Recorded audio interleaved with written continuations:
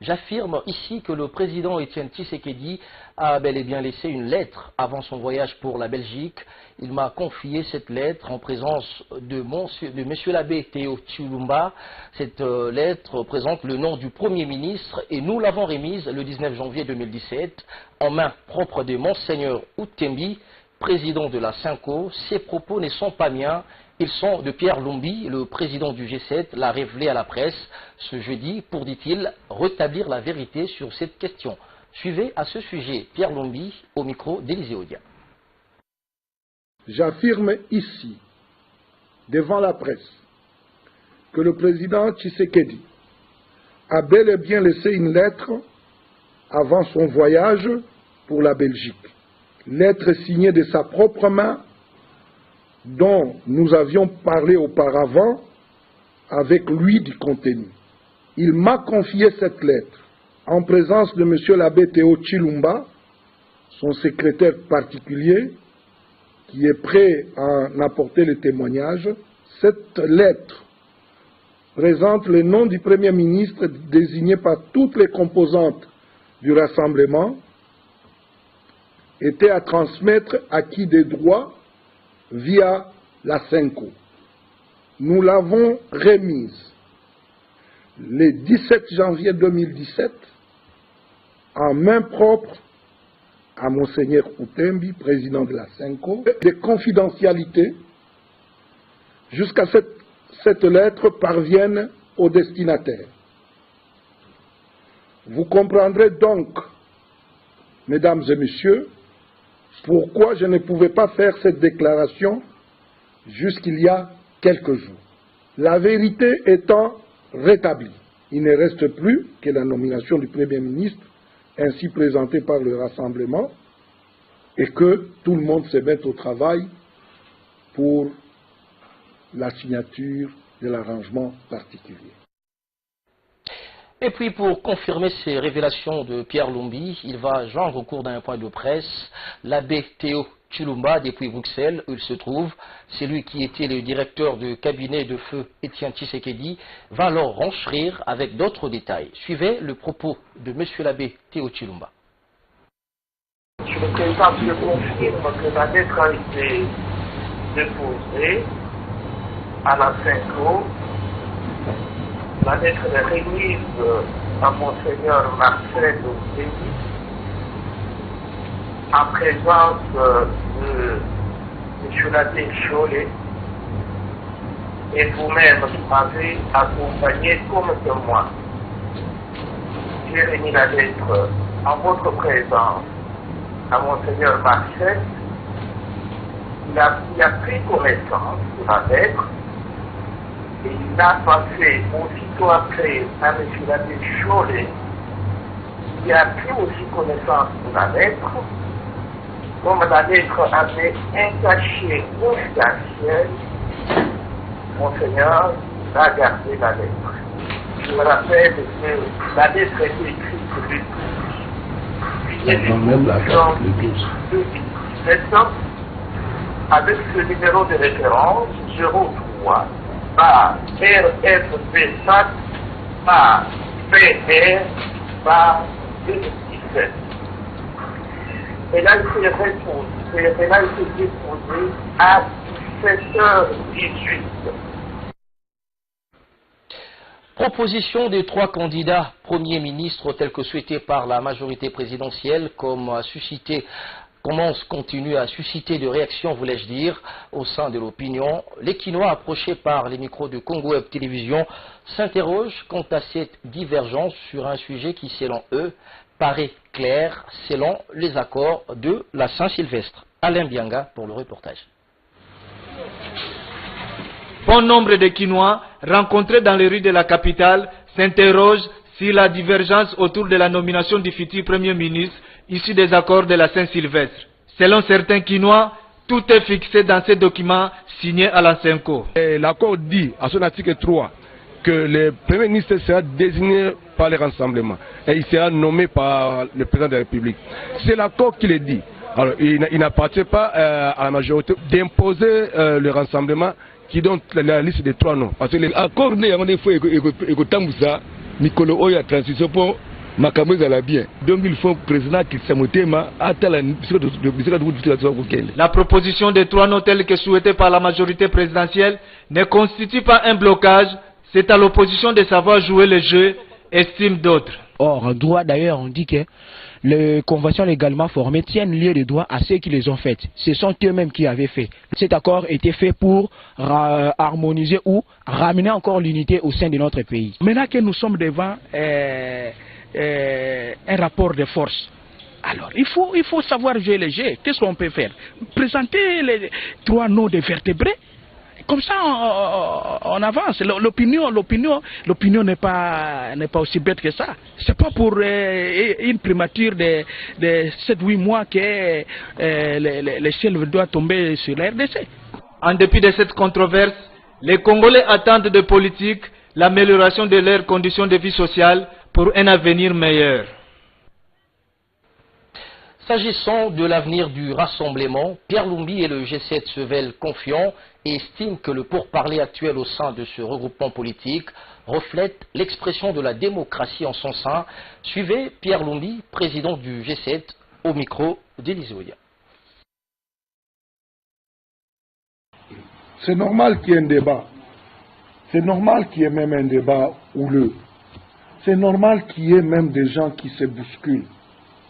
C'est normal qu'il y ait des gens qui haussent un peu le ton et d'autres qui se taisent. Chacun a sa façon de mener la campagne. Nous avons une compétition en interne, mais c'est une compétition. C'est normal que ceux qui ont posé leur candidature puissent effectivement essayer de faire prévaloir leurs atouts. Bon. Moi, je ne pense pas que la population doit, disons, craindre le pire. On parle de l'éclatement du rassemblement. Il n'y aura pas d'éclatement du rassemblement. Nous veillons à ce qu'il n'y ait pas d'éclatement de rassemblement.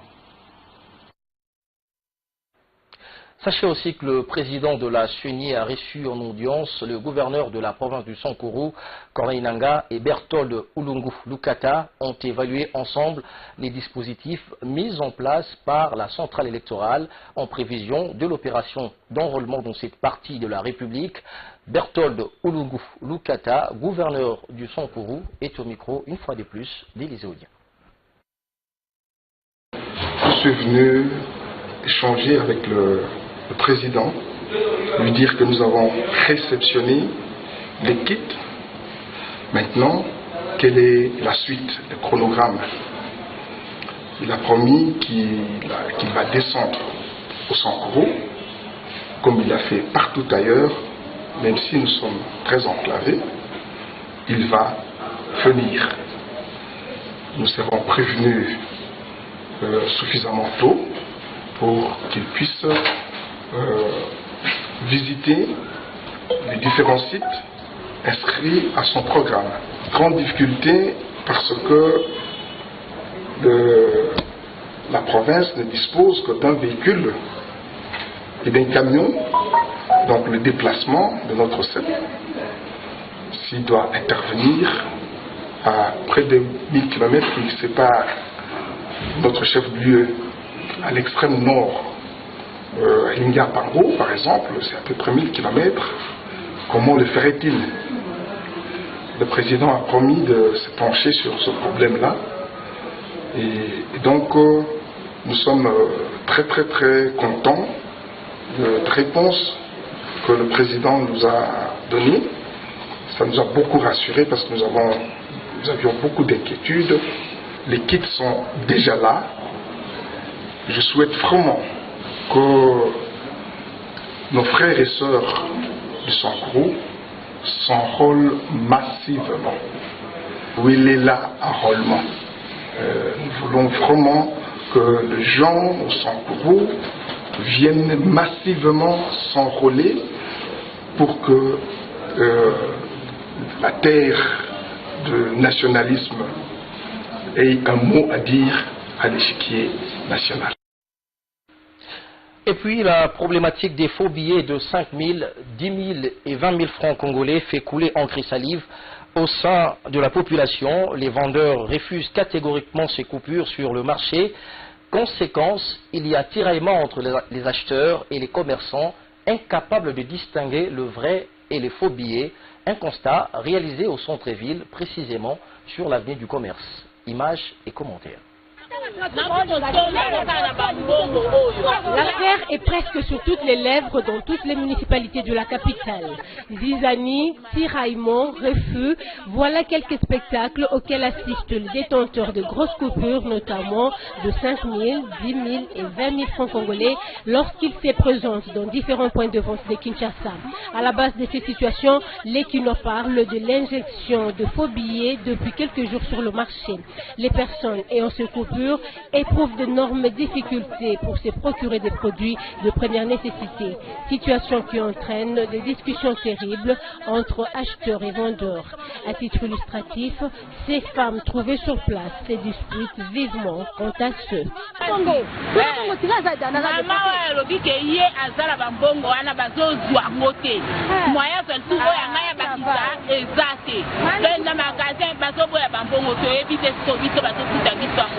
ekobomba ngo tosalela yango badepo na bandako to tosala nango nini leta tala na likambo po ekobima na banke natata so na 70 000 francs na sac nakela makasi bapokosonga bapokozelanga mbongo sikonga na banotika na mbongo wana mpona kosala yango nini esokosinanga te bambongo oyo nyonso oyo pama baboyi yango sikoyo biso tosala nini oyo 20 000 oyo bazofuta bazofute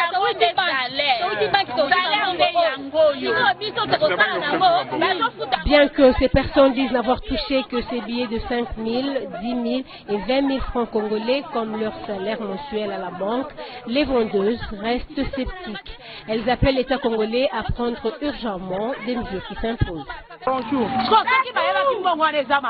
Pourquoi bafuti batokaka yango na yango 5 000 epimi 10 000 epimi 20 000 epimi mbongo ezomonana te alors tozoteka bakopesa biso mbongo wana toboye ekomi problème bana tongo toye tozoteka te tozali tokufa baluka solution. Pour certains, même les combistes n'acceptent plus ces grosses coupures, hormis les commerçants, grossistes ou détaillants.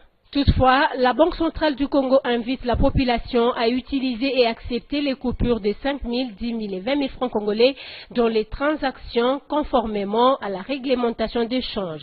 Ce, après une vérification systématique attestant les vrais billets. Voilà, vous avez reconnu la voix de Léonie Kabengele. Justement, la Banque centrale du Congo soutient que les coupures de 5 000, 10 000 et 20 000 francs congolais en cours légal sur toute l'étendue de la République démocratique du Congo, elles doivent être utilisées et acceptées dans les transactions. Quels sont les indices de vrais billets? Tentative de réponse dans ce papier signé Ambroise Mamba. C'est bien une information capitale que la Banque centrale du Congo met à la disposition du public. Les coupures de 5 000, 10 000 et 20 000 francs congolais en cours légal sur toute l'étendue de la République et elles doivent être utilisées et acceptées dans les transactions conformément à la réglementation d'échange. S'agissant des cas de faux billets qui ont été détectés sur le territoire national, l'Institut des missions annonce avoir diligenté des enquêtes approfondies en étroite collaboration avec les services publics ayant pour mission la lutte contre la contrefaçon. En attendant la conclusion de ces enquêtes, la Banque centrale du Congo exhorte la population à la vigilance et à lui communiquer ainsi qu'à la police tout indice de faux billets en circulation. Dans un communiqué publié ce dimanche 19 février, la Banque centrale du Congo demande à tous les points de vente de saisir les faux billets tout en ayant à l'esprit que les clients peuvent être innocents. Comment alors distinguer les vrais des faux billets? La Banque centrale du Congo appelle la population n'ayant pas d'équipements spéciaux à vérifier les éléments ci-après.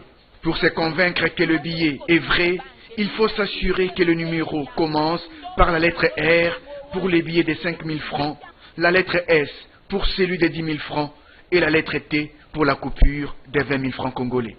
Deuxièmement, le numéro doit être indélébile, il ne doit pas s'effacer au grattage avec les doigts, même lorsque celui-ci est mouillé. La troisième chose, c'est l'effet caméléon sur tous les billets concernés. À côté du numéro vertical, il y a une pastille qui change de couleur suite à un long changement de la position du billet. Voilà les indices qui permettent de s'assurer qu'on est face à un vrai billet. La Banque centrale du Congo rassure la population qu'elle est fortement engagée dans la lutte contre les contrefacteurs qui tentent de saboter la monnaie nationale. Elle demande à la population d'accepter les vrais billets après une vérification systématique. Voilà.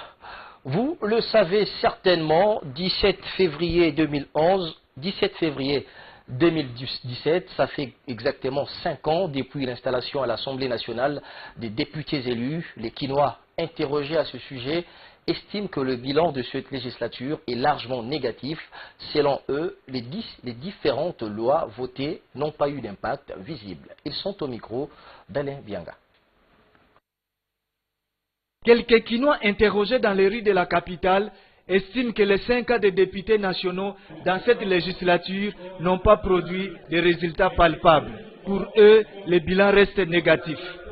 En tout cas, le bilan de l'Assemblée nationale, notre Parlement, moi je le juge largement négatif. Depuis 2011 jusqu'à la fin de la mandature, ils n'ont sanctionné aucun ministre, ils n'ont sanctionné aucun DG, aucun ADG. En tout cas, ils ont passé totalement à côté. C'est-à-dire qu'ils n'ont pas eu le courage de surveiller le gouvernement pour voir si les lois qu'ils ont eu à voter ont été mises en application. Une poignée de députés qui essayaient aussi de faire de bonnes démarches pour le compte ou l'intérêt de la population. Mais puisqu'ils étaient minoritaires au niveau de l'Assemblée, leur démarche était toujours anéantie. Pour d'autres, certaines lois ont été votées certes, mais elles demeurent sans impact. Oui, ils ont voté des lois certainement, mais ces lois n'ont pas produit des effets. Nous n'avons pas ressenti l'impact ou l'influence de ces lois en République démocratique du Congo. Au niveau de centre-ville, vous verrez que les routes ne sont pas en bon état. Ces lois, c'est comme si c'était juste pour faire voir qu'ils ont au moins voté des lois. Ces Kinois s'interrogent quant à eux sur les choix des députés à voter pour les élections à venir. Pour les parlements à venir, nous la population, en tout cas nous serons cette fois-ci très regardants et très judicieux dans notre choix. Nous ne devons plus faire des erreurs qu'on a fait la fois passée et nous étions influencés par des promesses qui n'ont pas réalisées. Notons que l'éducation au civisme électoral s'avère capitale en République démocratique du Congo, situation qui pourra permettre à la population d'opérer un bon choix lors des élections prochaines. Et puis cette nouvelle avant de nous séparer, les leaders paysans membres de la Confédération nationale des producteurs agricoles sont à l'école du savoir. Objectif, renforcer les capacités sur la méthodologie